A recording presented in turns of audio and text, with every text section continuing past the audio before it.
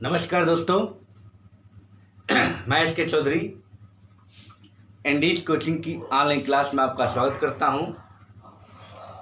आज हम लोग देखेंगे उत्तीर्ण अनुत्तीर्ण की पार्ट 2 सेक्शन को। बहुत ही महत्वपूर्ण सेक्शन है। प्रतिशत में पास और फेल वाले प्रश्न निश्चित ही एग्जाम में आते हैं।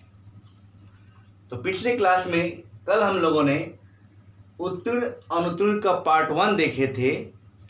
आज हम लोग उत्तीर्ण अनुत्तीर्ण का पार्ट 2 प्रश्नों को देखेंगे। क्या है इसकी विशेषता?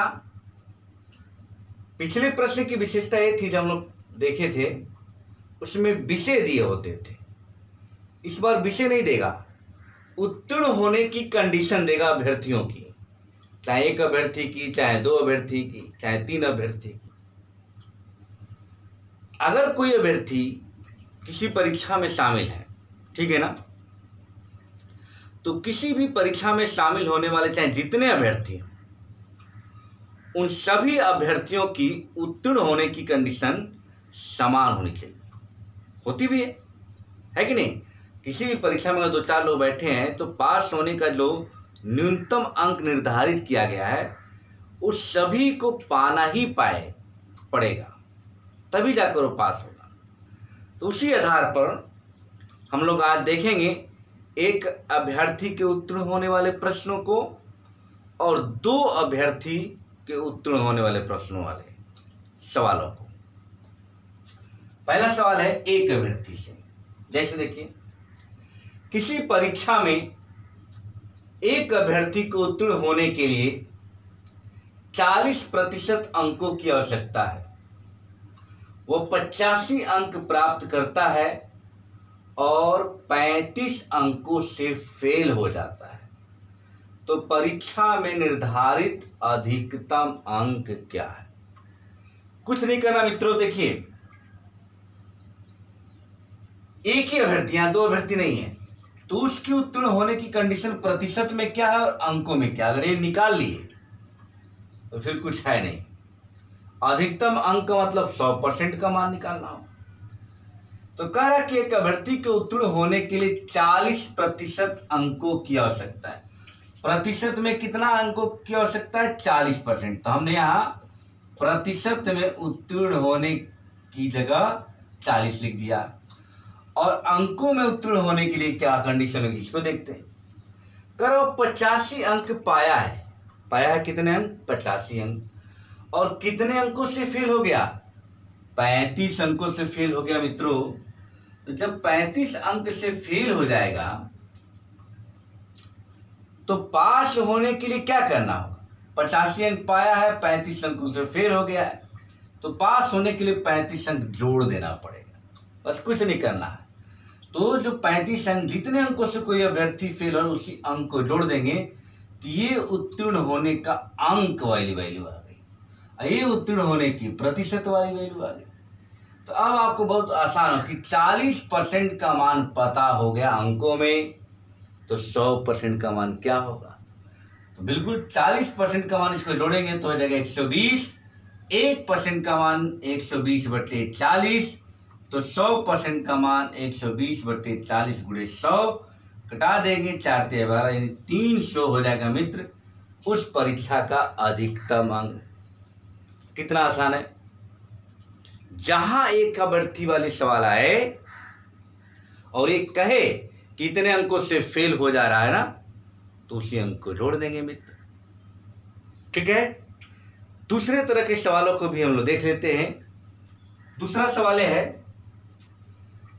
कि किसी परीक्षा में एक अभ्यर्थी को उत्तीर्ण होने के लिए 35% अंकों की आवश्यकता है। अब ये ध्यान देना है कि उत्तीर्ण होने के लिए यहां पर 40 नहीं बल्कि 35% अंकों की आवश्यकता है।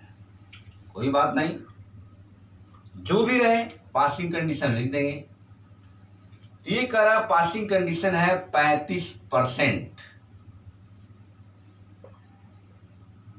अच्छा, तो 35% अंकों की आवश्यकता है मित्रों। और ये कितना पाता है? ये पाता कितना है? ये पा रहा है 165 अंक। ध्यान देना है, पा कितना रहा है? 165 अंक, और उत्तरांक से 25 अंक ज्यादा पाया है मित्रों। उत्तरांक से 25 अंक ज्यादा पाया है। तो इसका मतलब ये हुआ कि इसको पास होने के लिए हमें अंकों का मान जानना होगा और उसका प्रतिशत मान जानना होगा। चलिए देखते हैं मित्र कैसे लगेगा। तो प्रतिशत और अंक दोनों बराबर कर देंगे। पहले आते हैं 35% चाहिए उत्तीर्ण होने के लिए। तो प्रतिशत में तो उत्तरांक का अंक हमें पता है, और अंकों में जानना उत्तरांक वाला अंक। तो कर 165 अंक प्राप्त करता है, और उत्तरांक से 25 अंक ज्यादा है भाई। तो भाई उत्तीर्ण वाला अंक जानने के लिए इसमें से क्या करना होगा? भाई फेल होता था तो जोड़ देते थे, अब वो ज्यादा पाया है तो हम इसमें से 25 घटा देंगे। तो मित्र यहां पे क्या हो जाएगा? 25 घटाएंगे तो हो जाएगा 140। तो 35% और 140, तो 1% बराबर हो जाएगा 140/35। तो 100% का मान हो जाएगा 140/35 गुणे 100 मित्रों। 35 दूना 70, 20, यानी क्या हो जाएगा अधिकतम अंक मित्र? 2000। कितना आसान है, कितना आसान है मित्रों। चलिए एक और देखते हैं सवाल हम लोग। तो एक अभ्यर्थी के ना दो ही तरह के प्रश्न आएंगे। एक अभ्यर्थी वाले, एक फेल होगा तो जोड़ दीजिएगा, और उत्तरांक से ज्यादा पाइएगा तो घटा दीजिएगा। अब आते हैं दो अभ्यर्थी वाले प्रश्नों को। दो अभ्यर्थी वाले प्रश्नों को देखते हैं कि अगर एक ही परीक्षा में दो अभ्यर्थी बैठे तो क्या करना होगा। तो चलिए इसको हम देखते हैं। एक ही परीक्षा में अगर दो अभ्यर्थी बैठते हैं तो हमें क्या करना होगा। चलिए इसके भी दो सवाल हम लेंगे, तो फिर ये आपका सवाल कंप्लीट माना जाएगा। चलिए लिखते हैं। अब यहां पे कहेगा किसी परीक्षा में, आप भी लिख लीजिए, किसी परीक्षा में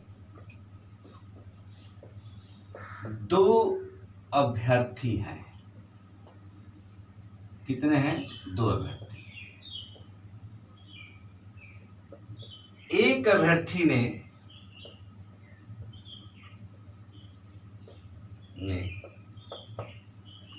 50% अंक पाया, 50% अंक पाया, और ध्यान दीजिएगा, करा कि एक अभ्यर्थी है जो 50% अंक पाता है और 30 अंकों से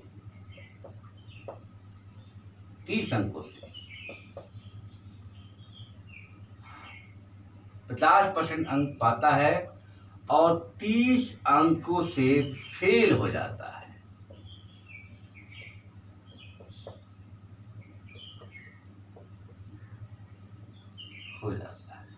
ध्यान दीजिए, कर कि 50% अंक पाता है और 30 अंकों से फेल हो जाता है। उसी परीक्षा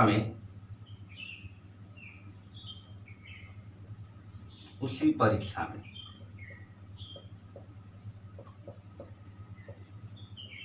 एक दूसरा अभ्यर्थी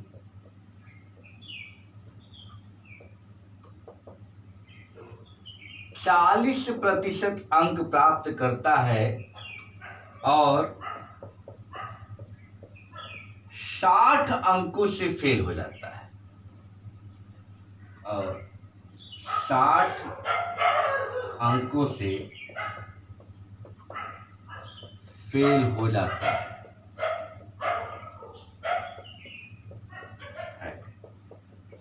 तो परीक्षा में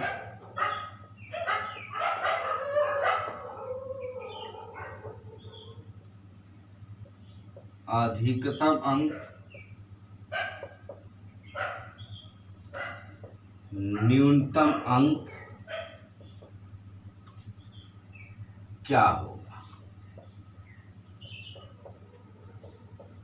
चलिए देखते हैं मित्र इस कॉन्सेप्ट को।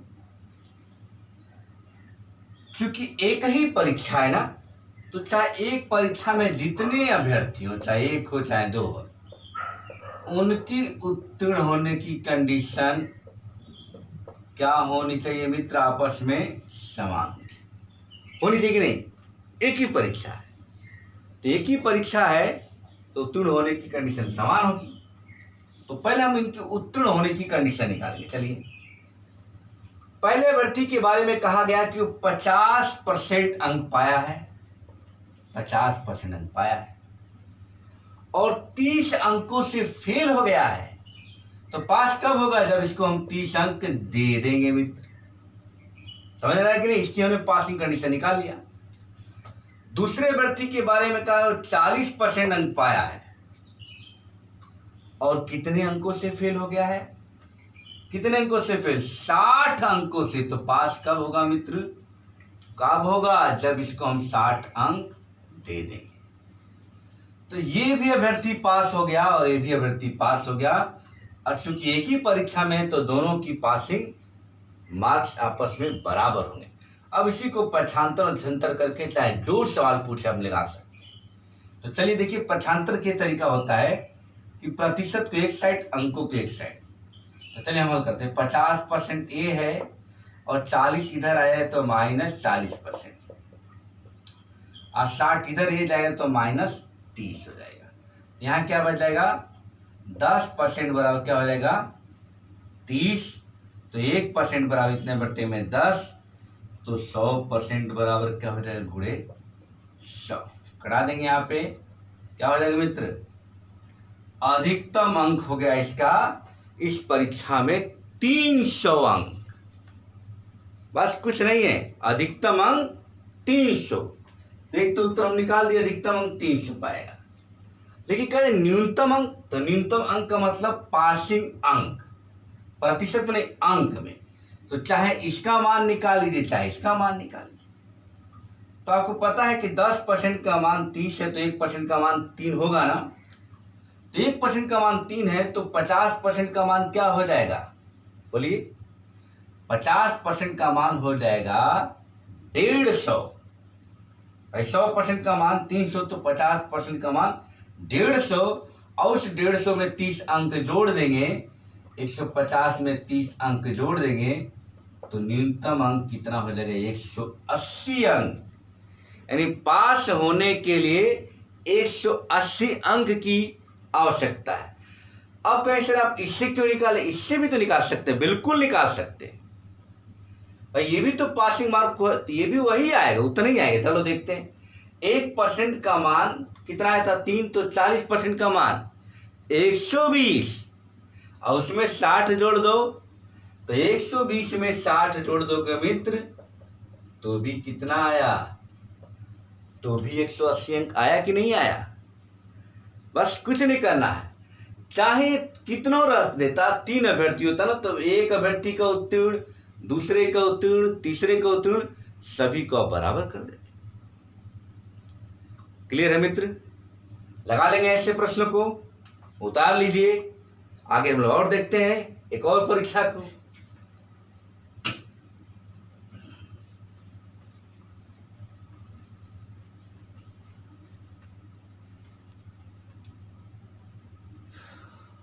चलिए इसी को थोड़ा बदल देते हैं।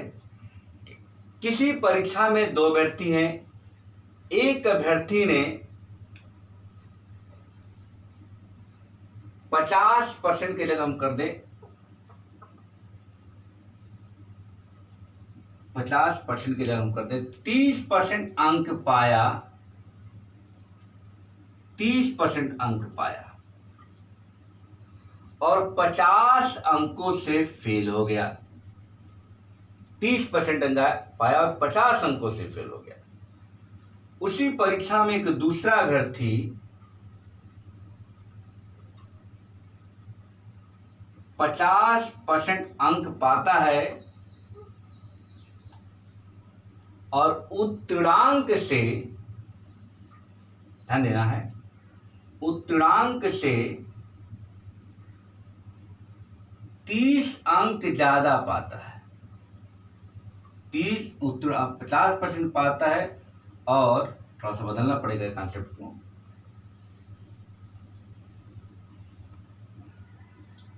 उसी परीक्षा में एक दूसरा अभ्यर्थी 50% अंक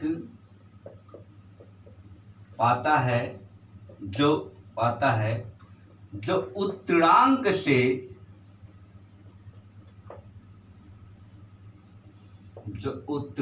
से 30 अंक ज्यादा है।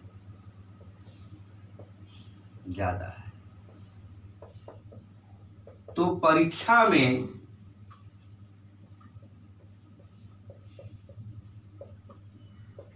अधिकतम, न्यूनतम अंक तथा न्यूनतम अंक का प्रतिशत भी बताएं। चलिए, एक ही परीक्षा है मित्रों, और एक ही परीक्षा में चाहे जितने अभ्यर्थी हो, सबकी पासिंग कंडीशन बराबर होगी तो कर लेते हैं। 30% अंक पाता है और कितने अंकों से फेल होता है? 50 अंकों, तो इसको हम 50 देना पड़ेगा। और दूसरा मित्र 50% अंक पाता है, ठीक है, जो उत्तीर्णांक से 30 अंक ज्यादा है, तो इसको 30 हमें घटाना पड़ेगा, तभी तो इसकी उत्तीर्ण होने की कंडीशन पूरी होगी। अब कुछ नहीं, दोनों आपस में बराबर हो जाएंगे। 30% इधर माइनस 50% इधर, -30 इधर है मित्रों, ये जाएगा तो क्या होगा? -50 हो जाएगा। यहाँ क्या बचेगा मित्रों? -20% बराबर हो जाएगा -80। माइनस माइनस कैंसिल हो गया। 20% का मान 80 है मित्र, तो 1% का मान क्या होगा? 80/20 यानी 4 हो गया।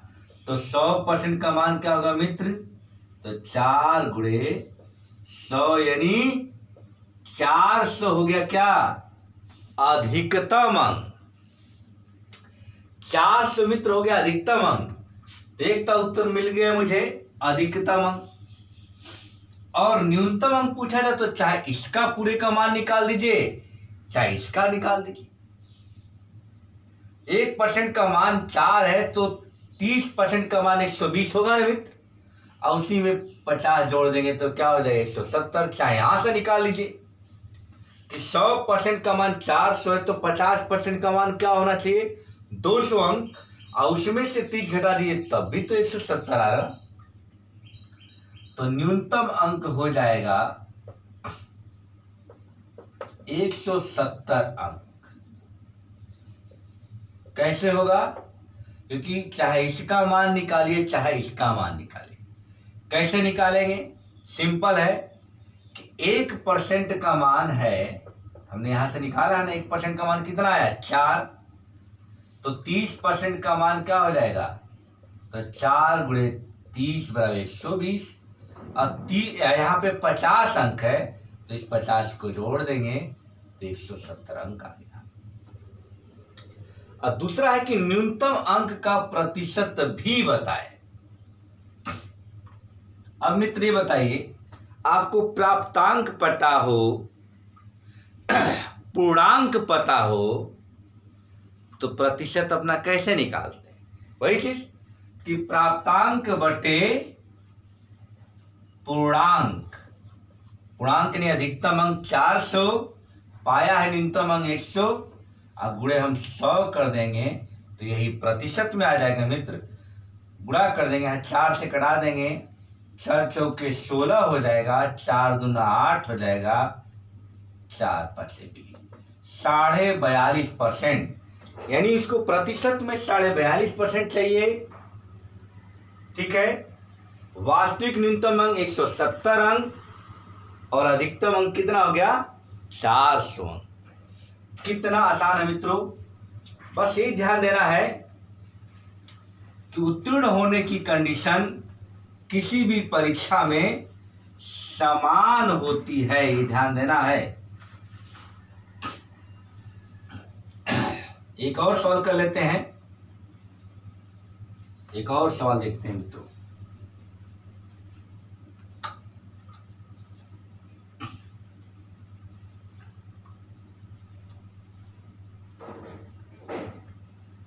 चलिए देखते हैं। कह यार किसी परीक्षा में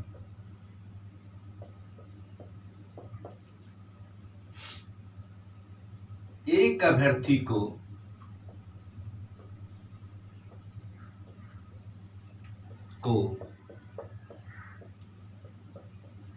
उत्तीर्ण होने के लिए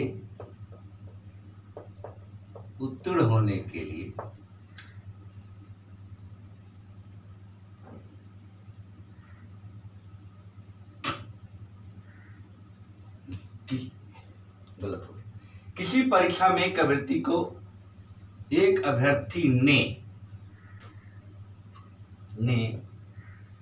40% अंक प्राप्त किया, 40% अंक प्राप्त किया और 60 अंकों से फेल हो जाता है,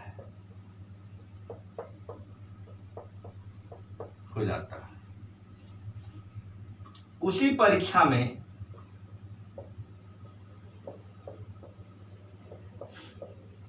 दूसरा अभ्यर्थी 40% अंक प्राप्त करता है,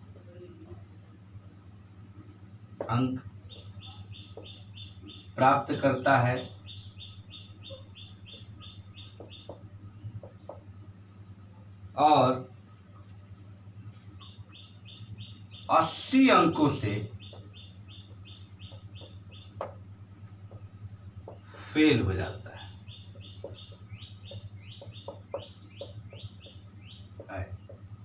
तो वही मैक्सिमम तो अधिकतम एवं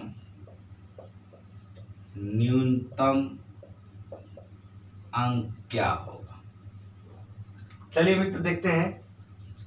एक ही परीक्षा में है तो एक अभ्यर्थी 40% अंक पाता है और कितने अंकों से फेल हो जाता है? 60 अंकों से। तो इसको क्या देना होगा? घटाना हो कि जोड़ना होगा? 60 देना होगा मित्र, इसको 60 देना होगा, तब ये पास होगा। और दूसरा अभ्यर्थी 40% पाया है लेकिन वो 80 अंकों से फेल हो रहा, तो इसको 80 देना पड़ेगा। तो दोनों एक ही परीक्षा में शामिल है, तो दोनों की पासिंग कंडीशन क्या होगी मित्र? बराबर होगी। अब 40% और इधर क्या नहीं, 40% नहीं, दोनों सेम कर दिए थे क्या? 40% 60 अंक नहीं है, ये है 30%। तो 40% ये हो जाएगा और 30% ये हो जाएगा और 80 इधर है और 60 जाएगा तो क्या हो जाएगा? उधर माइनस हो जाएगा। तो इन दोनों का डिफरेंस क्या हो जाएगा? 10% बराबर यहाँ पे क्या हो जाएगा? 60 है तो 20 हुआ ना मित्र, तो 1% बराबर इतने बटे में 10, तो 2 हो गया। तो 100% का मान क्या हो जाएगा मित्र? 2 गुणे 100 बराबर क्या हो जाएगा? 200। तो अधिकतम अंक आगे निकल गया 200, तो न्यूनतम अंक चाहे इसका मान निकालिए चाहे इसका मान निकालिए।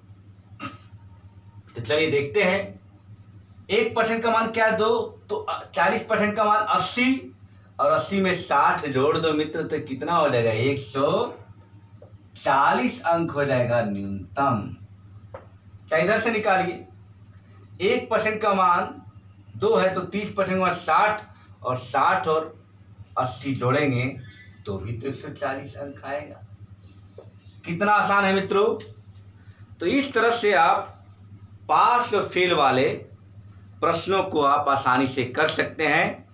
इसमें ध्यान देना है कि 2 तरह के प्रश्न होगा। एक प्रश्न होगा जिसे में विषय दिए होंगे, गणित, अंग्रेजी, तमाम ऐसे, जिसको हम लोगों ने देखा।